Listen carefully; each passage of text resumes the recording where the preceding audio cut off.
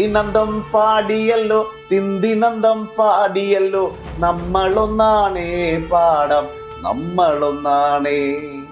1982 ശേഷം ആദ്യമായിട്ടാണ് UDF അവിടെ വിജയിക്കുന്നത്.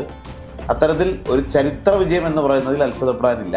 ജനത്തെ സംബന്ധിച്ച് ജനം അതെല്ലാം വിലയിരുത്തും. അതെ, ഞാൻ 2 തവണ പരാജയപ്പെട്ട ഒരാളാണ്. ഞാൻ എവിടെയും കരയാൻ പോയില്ല. ഞങ്ങൾക്ക് രണ്ടുപേർക്കും തൊഴിലില്ലാതെയായി. സ്വാഭാവികമായി ഞങ്ങൾ ആദ്യ തിരഞ്ഞെടുപ്പെടുത്ത ലോണുകൾ കുടിശ്ശികയായി, പലിശയും പിഴപ്പലിശയും വലിയ സംഖ്യയായി. ഞങ്ങളുടെ വീട് ജപ്തിയായി.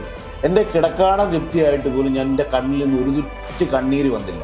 1982 ശേഷം ഇടതുപക്ഷമല്ലാതെ വേറെ ആരും വിജയിക്കാത്ത ഒരു മണ്ഡലം. എന്തേ തുടർ ഭരണത്തിൻ്റെ ആനുകൂല്യങ്ങളൊന്നും മേടിച്ചെടുക്കാൻ കഴിഞ്ഞില്ല? ഞാൻ പാടിവെച്ച വരികളിൽ പറഞ്ഞല്ലോ, പാവപ്പെട്ടവർ എവിടെയാണ് പോകുന്നത്? പഞ്ചദർശ സമാനമായ സ്വകാര്യ പറ്റുമോ? മെഡിക്കൽ കോളേജുകളിലേക്ക് പോകാൻ കഴിയുമോ? ആദ്യം ആശ്രയിക്കുന്നത് പാവങ്ങളുടെ അത്താണിയായ ശാസ്താംകോട്ട താലൂക്ക് ഹെഡ്ക്വാർട്ടേഴ്സ് ആശുപത്രിയല്ലേ. അപ്പം നിങ്ങൾ പറഞ്ഞ ആളല്ല ഉല്ലാസ് കോവൂർ എന്ന് എനിക്ക് ആ നിയോജക മണ്ഡലത്തെ ബോധ്യപ്പെടുത്തണമെന്ന ഒരു റിവഞ്ച് തന്നെ ഒന്ന് കൂട്ടിക്കോ. കുന്നത്തൂർ MLA എന്ന നിലയിൽ അങ്ങയുടെ വികസന കാഴ്ചപ്പാടുകൾ എന്തൊക്കെയാണ്? ഇപ്പോൾ റെയിൽ പാതയ്ക്ക് സമാന്തരമായി ഈ നേരെ വളരെ സ്ട്രെയിറ്റ് ആയിട്ടുള്ള ഈസിയസ്റ്റ് ആയിട്ടുള്ള ഒരു പാത ഡെവലപ്പ് ചെയ്ത് വരുന്നതോടുകൂടി കുന്നത്തൂർ നിയോജക മണ്ഡലത്തിന് അനന്തമായ സാധ്യതകൾ രൂപപ്പെട്ടു വരും. ആ വികസനമില്ലായ്മയിലേക്ക് വികസനത്തിന്റെ വെള്ളി വെളിച്ചം കൊണ്ടുവന്ന് തീർച്ചയായും ജനങ്ങളുടെ മാൻഡേറ്റിന് വേണ്ടി നമ്മൾ നിൽക്കും. 44 വർഷം, ഏകദേശം 4.5 പതിറ്റാണ്ട്. 4.5 പതിറ്റാണ്ടിന് ശേഷം ഒരു ഇടതുപക്ഷത്തിന്റെ കോട്ട പൊളിച്ചു വന്ന ഒരു MLA ആണ് നമ്മളോടുള്ളത്. നമസ്തേ ഏട്ടാ. നമസ്കാരം.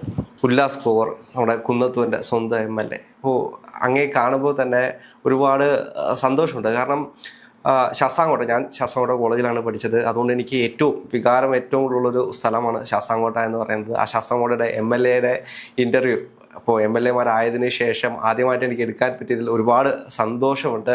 അപ്പോൾ അങ്ങേ കാണുമ്പോൾ തന്നെ എനിക്ക് ആദ്യം ഓർമ്മ വരുന്നത് അങ്ങയുടെ പാട്ടുകളാണ്. അപ്പോൾ ഒരു കലാകാരനാണ്. ഒരു പാട്ട് പാടി നമുക്ക് തുടങ്ങിയാലോ? പെറ്റ മണ്ണിൽ പണിയെടുത്ത് ചത്തടിഞ്ഞ തലമുറതൻ അസ്ഥികൾ തോറും പൂത്ത പൂക്കളല്ലേ നാം. പെറ്റ മണ്ണിൽ പണിയെടുത്ത് ചത്തടിഞ്ഞ തലമുറതൻ അസ്ഥികൾ തോറും പൂത്ത പൂക്കളല്ലേ നാം. അത്തിനന്തം പാടിയല്ലോ തിന്തിനന്തം പാടിയല്ലോ നമ്മളൊന്നാണേ പാടാം നമ്മളൊന്നാണേ. അത്തിനന്തം പാടിയല്ലോ തിന്തിനന്തം പാടിയല്ലോ നമ്മളൊന്നാണേ പാടാം നമ്മളൊന്നാണേ. തൊഴിലാളി വർഗത്തിൻ്റെ ഏറ്റവും മൂർത്തമായ ഒരു നിയോജക മണ്ഡലം ആണ് കൊല്ലം ജില്ലയിലെ കുന്നത്തൂർ. പെറ്റമണ്ണിൽ പണിയെടുത്ത അങ്ങനെ ചത്തടിഞ്ഞു പോയ ഒരുപാട് തലമുറകളുടെ ശൂരനാട് വിപ്ലവവും തുടങ്ങി നിരവധി വിപ്ലവ പോരാട്ടങ്ങൾക്ക് നേതൃത്വം കൊടുത്ത, അതിൽ നിന്ന് ആ വിപ്ലവ വീര്യത്തിൽ നിന്ന് ഉയർന്നു വന്ന ഇടതുപക്ഷ കോട്ടയാണ് കുന്നത്തൂർ. തീർച്ചയായും തൊഴിലാളി വർഗത്തിൻ്റെ ഒരു നല്ല പെർസെൻറ്റേജ് ഉള്ള ഒരു നിയോജക മണ്ഡലമാണ്. അടിസ്ഥാന വർഗ ജനവിഭാഗങ്ങൾ എന്നും ഇടതുപക്ഷത്തിനെ തന്നെ വരിക്കുന്ന ഒരു മണ്ഡലമാണ്. 1982 ശേഷം ആദ്യമായിട്ടാണ് UDF അവിടെ വിജയിക്കുന്നത്. അത്തരത്തിൽ ഒരു ചരിത്ര വിജയം എന്ന് പറയുന്നതിൽ അത്ഭുതപ്പെടാനില്ല. 4 ലക്ഷം വോട്ടിൻ്റെ ഭൂരിപക്ഷവും കൂടിയാണ്. സ്വാഭാവികമായും ഇരട്ടി മധുരമാണ്. അതെ, 2021 മത്സരിക്കുമ്പോൾ എനിക്ക് ഓർമ്മയുണ്ട്, ഞാനും അവിടെ വന്നിട്ടുണ്ടായിരുന്നു. 2021 ആ തോൽവിക്ക് ശേഷം പിന്നീട് എന്തുകൊണ്ടാണ് ആ മണ്ഡലം തന്നെ ഞാൻ നോക്കി നിൽക്കും, ആ മണ്ഡലത്തിൽ എനിക്ക് വിജയിക്കാൻ കഴിയും, ആ ഒരു കോൺഫിഡൻസ് എങ്ങനെയായിരുന്നു ഉണ്ടായത്? ഇപ്പം അദ്ദേഹം തന്നെ എന്നോട് ചോദിച്ചല്ലോ ഒരു പാട്ട് പാടാമോ. ഞാൻ പാട്ടുകൾ പാടിയും പ്രോഗ്രാമുകൾ ചെയ്തും ദൃശ്യമാധ്യമ രംഗത്തുനിന്നും വന്നയാളാണ്. അപ്പോൾ സ്വാഭാവികമായും ഒരു കലാകാരൻ എന്നുള്ള ഒരു അഡ്രസ്സ് വളരെ നേരത്തെ തന്നെ എനിക്കുണ്ട്.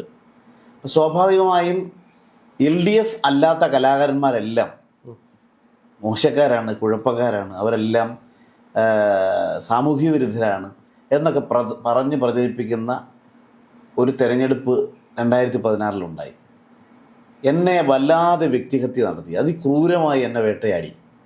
അപ്പം നിങ്ങൾ പറഞ്ഞ ആളല്ല ഉല്ലാസ് കോവൂർ എന്ന് എനിക്ക് ആ നിയോജക മണ്ഡലത്തെ ബോധ്യപ്പെടുത്തണമെന്ന ഒരു റിവഞ്ച് തന്നെ ഒന്ന് കൂട്ടിക്കോ ഉണ്ടായിരുന്നു.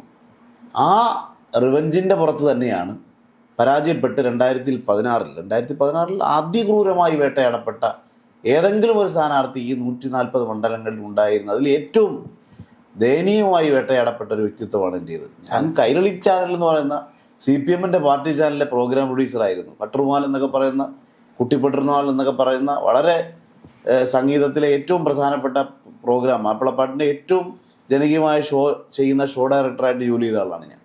അപ്പോൾ പാർട്ടി ചാനലിൽ, കൈരളി ചാനലിൽ ജോലി ചെയ്ത് ആ ജോലി രാജിവെച്ച് ഏഷ്യാനെറ്റിൽ 10 വർഷക്കാലം ജോലി ചെയ്ത് അവിടെ നിന്നും കൈരളിയിലേക്ക് വന്ന് അവിടെ നിന്നും പൊതുരംഗത്തേക്ക് വന്ന് അവിടെ 2016 ഞാൻ കൈരളി TV-യിൽ നിന്ന് പടിയിറങ്ങുന്നത് ഒരു നിയമസഭാ തെരഞ്ഞെടുപ്പിൽ മത്സരിക്കാൻ വേണ്ടിയിട്ടാണ്.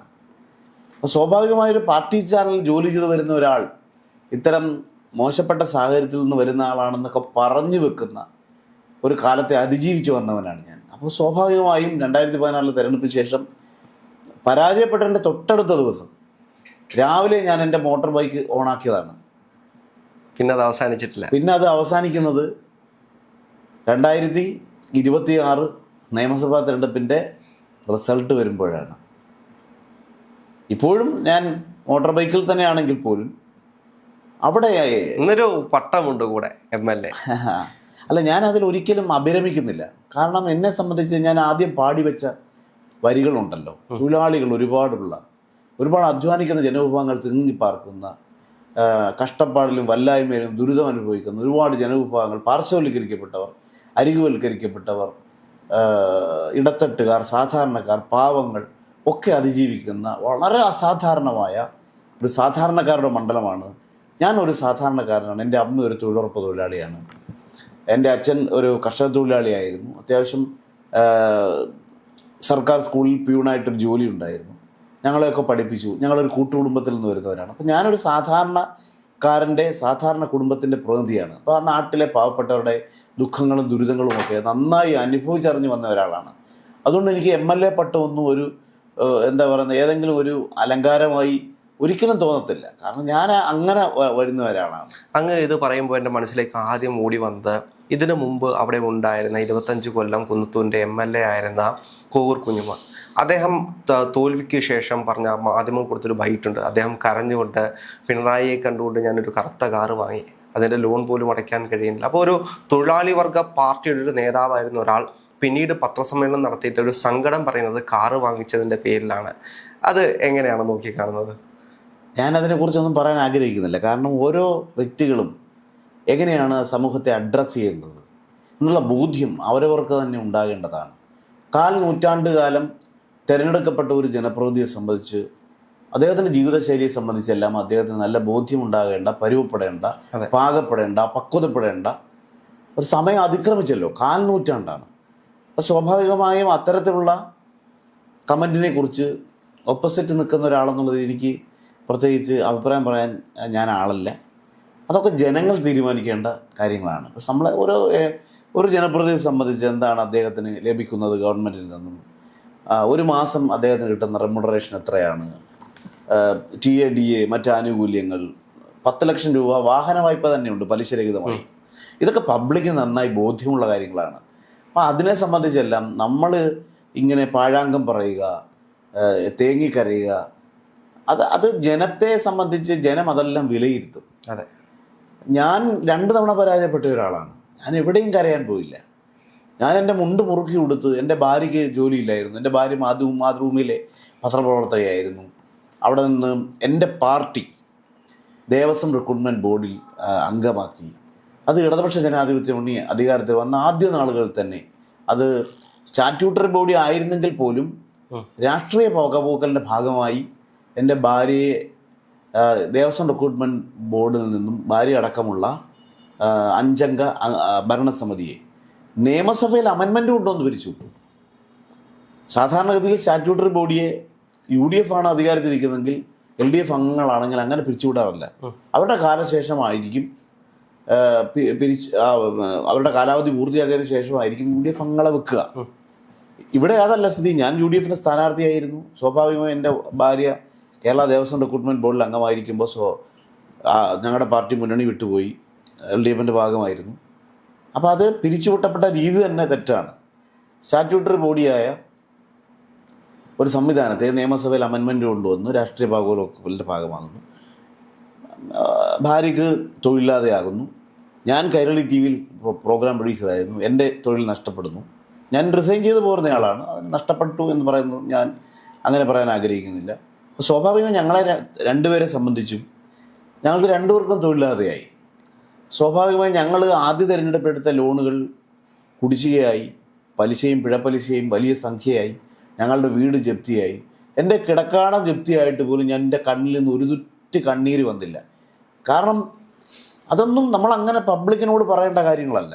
പക്ഷേ മാതൃഭൂമി പത്രം അതൊരു വാർത്തയാക്കി. അത് എൻ്റെ സൗഹൃദങ്ങൾ, എന്നും എന്നെ ചേർത്ത് നിർത്തുന്ന ഒരുപാട് സൗഹൃദങ്ങൾ എനിക്കുണ്ട്. അത് ദൃശ്യമാധ്യമ രംഗത്ത് നിന്നായാലും കലാരംഗത്ത് നിന്നായാലും രാഷ്ട്രീയ രംഗത്ത് നിന്നായാലും എന്നെ ചേർത്ത് പിടിച്ച എൻ്റെ നല്ല സൗഹൃദങ്ങൾ അതിൽ നിന്ന് എനിക്ക് കരുത്ത് പകർന്നു. എൻ്റെ പാർട്ടി, എൻ്റെ മുന്നണി എനിക്ക് പിന്തുണ നൽകി. എൻ്റെ ജപ്തിയായ വീട് തിരിച്ചെടുക്കാൻ എനിക്ക് സഹായകരമായ നല്ല ബന്ധങ്ങളുണ്ടായി. അവസാനം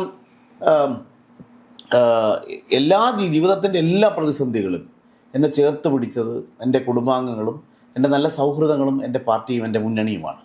സ്വാഭാവികമായി ഇതിനെയൊക്കെ അതിജീവിക്കാൻ തേങ്ങലടിക്കുക വിതുമ്പുക എന്നുള്ളതല്ലല്ലോ, വളരെ കരുത്തോടു കൂടി അതിജീവിക്കാൻ കഴിയുക എന്നുള്ളതാണ്. അപ്പോൾ സ്വാഭാവികമായും അങ്ങനെ രണ്ട് തെരഞ്ഞെടുപ്പിൽ തോറ്റു എന്ന് പറഞ്ഞുകൊണ്ട് ഞാൻ എവിടെയും മുഖം കറുക്കാനോ കലഹിക്കാനോ വർത്തമാനം പറഞ്ഞ് അങ്ങനെ എന്തെങ്കിലും ഒരു ഒരു ഡ്രാമാറ്റിക് ആവാനൊന്നും ശ്രമിച്ചിട്ടില്ല. ഞാൻ യാഥാർത്ഥ്യബോധത്തോടു കൂടി ഈ നിയോജക മണ്ഡലത്തിലെ വികസനമില്ലായ്മയെ ചോദ്യം ചെയ്യുകയും ഏകദേശം പെരുമൺ പാലം മുതൽ ആനേടി വരെ കിടക്കുന്ന, അല്ലെങ്കിൽ പുത്തൂർ മുതൽ മാലുവേൽ വരെ കിടക്കുന്ന അതിവിശാലമായ, ഇടയ്ക്ക് കൂടി കല്ലടയാറ് ഒഴുകുകയാണ്, അറിയാമല്ലോ, നാട്ടുകാരൻ കൂടിയാണ്.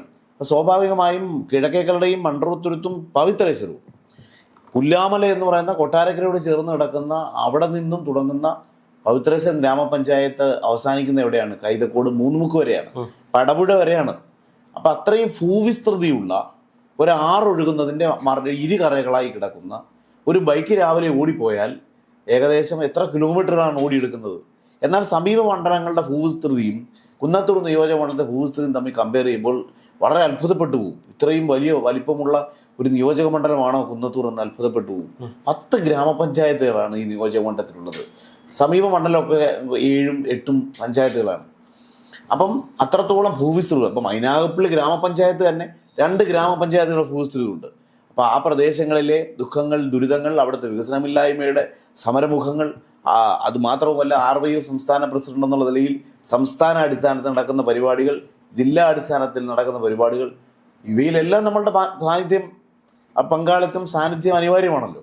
അപ്പോൾ ഇതെല്ലാം 1 രൂപയുടെ വരുമാനം പോലും ഇല്ലാതെയാണ് ഓടി നടന്നത്. എൻ്റെ അമ്മയുടെ കശുവണ്ടി തൊഴിലാളി പെൻഷൻ, എൻ്റെ ഭാര്യയുടെ അമ്മയുടെ പെൻഷൻ, എൻ്റെ അച്ഛൻ്റെ തുച്ഛമായ പെൻഷൻ, ഈ പെൻഷനൊക്കെ വെച്ച് അത്യാവശ്യം ഒരു ഫോക്ലോർ റിസർച്ച് ഫെലോഷിപ്പ് ജേതാവ് എന്നുള്ള നിലയിൽ കേന്ദ്ര സാംസ്കാരിക വകുപ്പിൻ്റെ ഫെലോഷിപ്പ് ഒക്കെ വെച്ചിട്ടാണ് നമ്മൾ മൂവ് ചെയ്തത്. 1 വർഷത്തിന് മുമ്പ് ഭാര്യയ്ക്ക് PRDയിൽ നിയമനം ലഭിക്കുന്നു.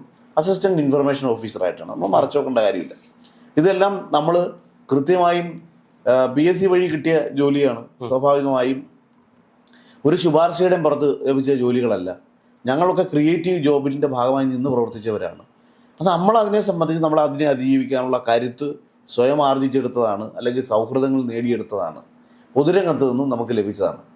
അപ്പോൾ അതുകൊണ്ട് ഞാൻ അതിലെ തന്നെ കേന്ദ്രീകരിക്കുകയല്ല, മറിച്ച് നമുക്ക് പ്രതിസന്ധികളുണ്ടാകുമ്പോൾ നമ്മളതിനെ അതിജീവിക്കാനുള്ള കരുത്ത് നമ്മുടെ ചുറ്റുവട്ടങ്ങളിൽ നിന്ന് രൂപപ്പെടുത്തുക എന്നുള്ളത് മാത്രമാണ്. തീർച്ചയായിട്ടും എനിക്കിപ്പോൾ പേഴ്സണലായിട്ട് പല കാര്യങ്ങളും അറിയാം. കാരണം ഞാൻ ആ മണ്ഡലവുമായി ബന്ധപ്പെട്ട് നിന്ന ഒരാളായതുകൊണ്ട് ഒരുപാട് പ്രതിസന്ധികൾ നേരിട്ടുകൊണ്ടാണ് ആ മണ്ഡലത്തിൽ 10 കൊല്ലം സജീവമായിട്ട് നിന്നു പോയത്. അപ്പോൾ ഈ 10 കൊല്ലം സജീവമായിട്ട് നിൽക്കുമ്പോൾ ഇപ്പുറത്തൊരു MLA ഉണ്ട്.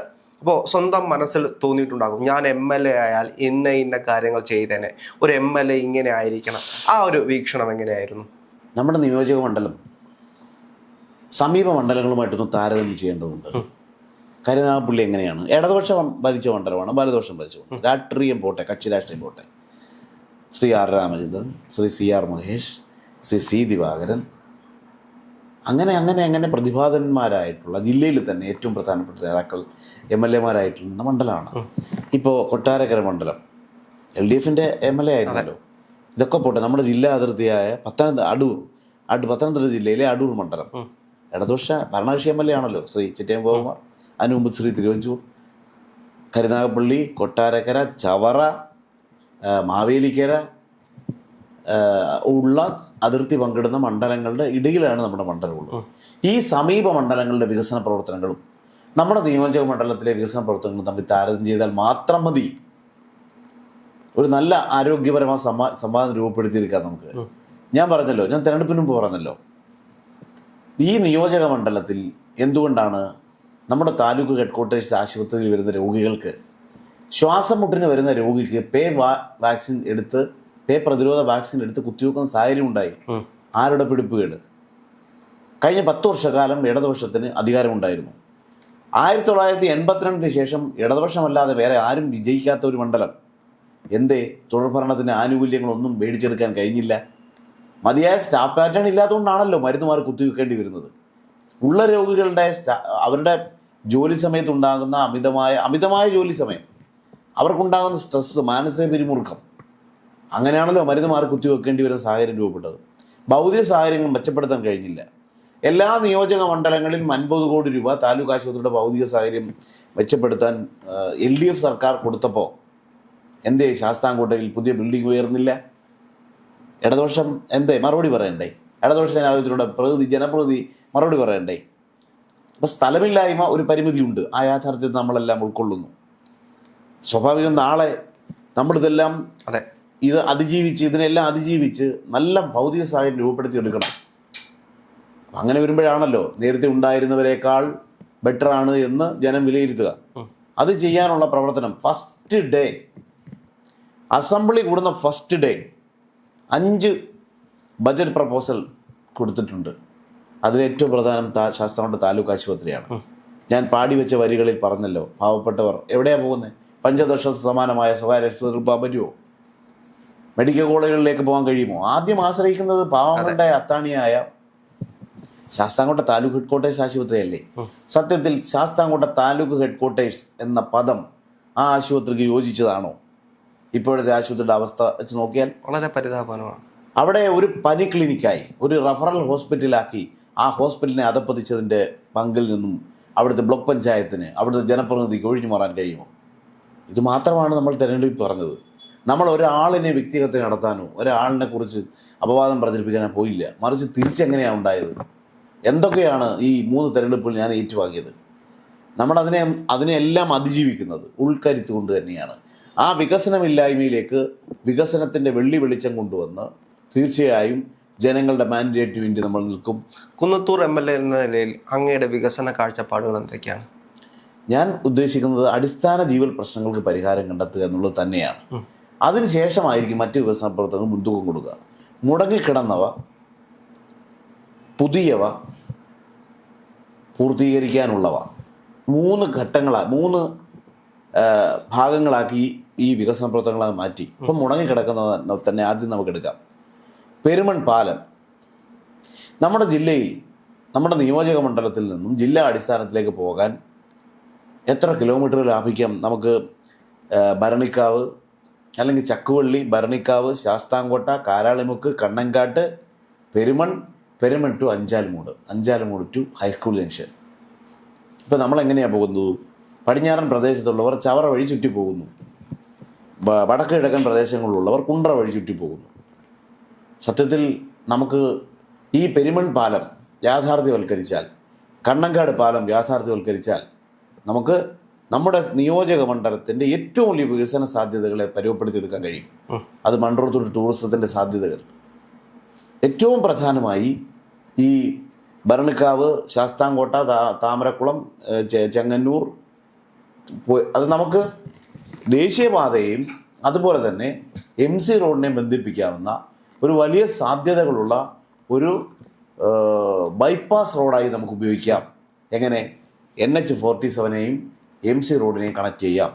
അതായത് ചെങ്ങന്നൂർ ടൗണിലേക്ക് എത്തുന്നതിന് മുമ്പ് കൊച്ചാഞ്ഞിലിമൂട്, ആഞ്ഞിലിമൂട് നിന്നും MC റോഡിൽ നിന്നും തുടങ്ങി നേരെ മാങ്കാങ്കുഴി, കൊല്ലകടവ്, ചുനക്കര, ചാരുമൂട്, താമരക്കുളം, ആനേടി, അവിടെ നമ്മുടെ മണ്ഡലം തുടങ്ങുകയാണ്. കുന്നത്തൂർ നിയോജകമണ്ഡലം ആനേടിയിൽ നിന്ന് തുടങ്ങുകയാണ്.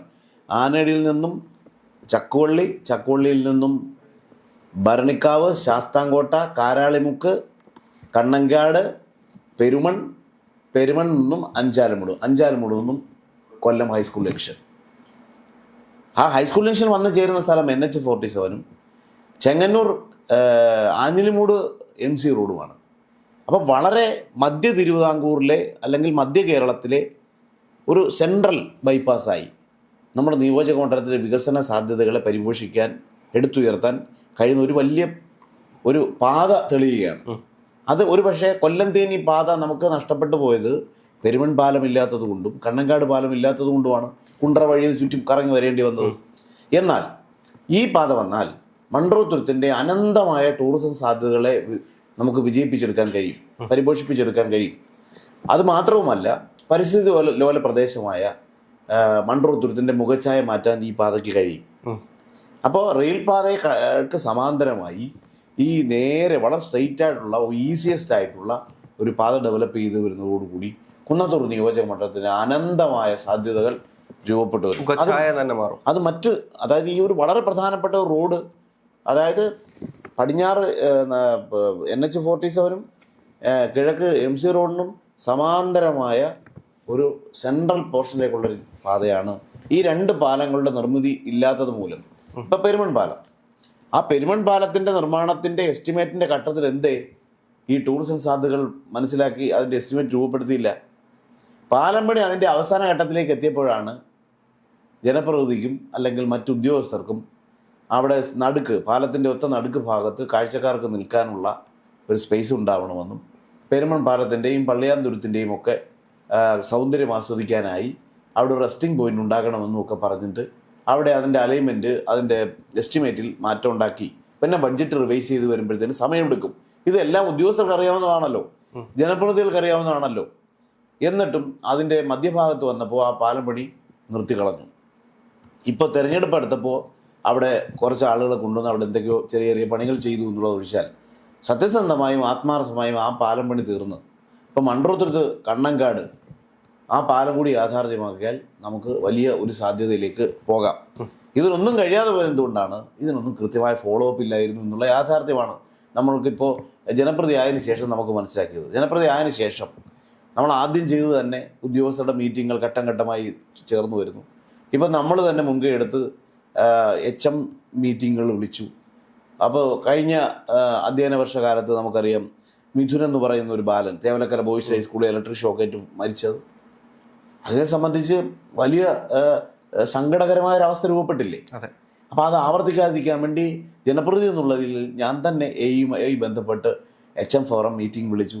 ആ സ്കൂളുകളിലേക്ക് വരുന്ന അപകടകരമായ അവസ്ഥകൾ തിരിച്ചറിയാനും നിരീക്ഷിക്കാനും അവയെ മാറ്റാനും അവയെ ഇല്ലാതാക്കാനും ഒക്കെ മീറ്റിങ്ങുകൾ കൂടി നമ്മുടെ PWD റോഡ്സിലെ AEമാരുമായി AXCമാരുമായി പ്രത്യേകം മീറ്റിംഗ് കൂടി, ബിൽഡിങ്സിലെ മീറ്റിംഗ് പ്രത്യേകം കൂടി. ഇനി ഇതാ താലൂക്ക് വികസന സമിതി 6-ാം തീയതി തുടങ്ങാൻ പോകുന്നു. ഘട്ടം ഘട്ടമായി ഇതെല്ലാം, അതായത് ഞാൻ ആദ്യം സൂചിപ്പിച്ചല്ലോ, പുതിയവ, പൂർത്തിയാക്കാനുള്ളവ, മറ്റുള്ളവ, അങ്ങനെ മൂന്നായിട്ട് തരംതിരിച്ച് നമ്മൾ വികസന പ്രവർത്തനങ്ങളിലേക്ക് പോവുകയാണ്.